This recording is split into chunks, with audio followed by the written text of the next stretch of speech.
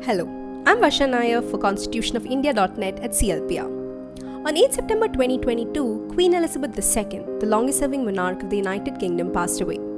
This has reignited debates around the role of British monarchy in the contemporary world.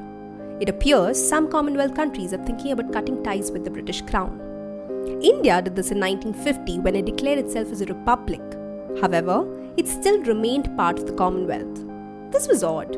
To be a Commonwealth member was to accept the British monarch as the head of state. A republic meant you rejected the monarchy. How did we end up being a republic and a member of the Commonwealth? At the Commonwealth Prime Minister's Conference in 1949, Nehru was able to convince the conference and the British government to let India continue as a Commonwealth member while being a republic. But this decision had to be ratified by the Constituent Assembly. So on 16 May 1949, Nehru moved a motion asking the Assembly to ratify this decision. This came as a surprise to many members. It was Nehru himself who in his 1946 Objectives Resolution speech had declared that India would be a sovereign republic, which in effect meant that India's head of state can never be a monarch, domestic or foreign. But since 1946, Nehru's attitude towards the Commonwealth was evolving. He began to believe that the Commonwealth membership would bring political and economic benefits to India. But many assembly members were unconvinced. For instance, Shibinlal Saxena suggested that a Commonwealth membership was akin to dominion status, something the Congress had consistently opposed.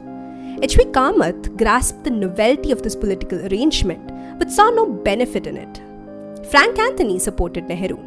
He argued that India's economic and military interests were served by having a cordial relationship with Britain. Begum Ajaz Rasool added that the criticism of Nehru was based on suspicion, mistrust, and a certain sense of fear towards the British. In the end, Nehru responded to the critics. He suggested that the opposition to India's membership arose out of a place of bitterness towards the British and India's experience of British colonialism. He argued that things were different now.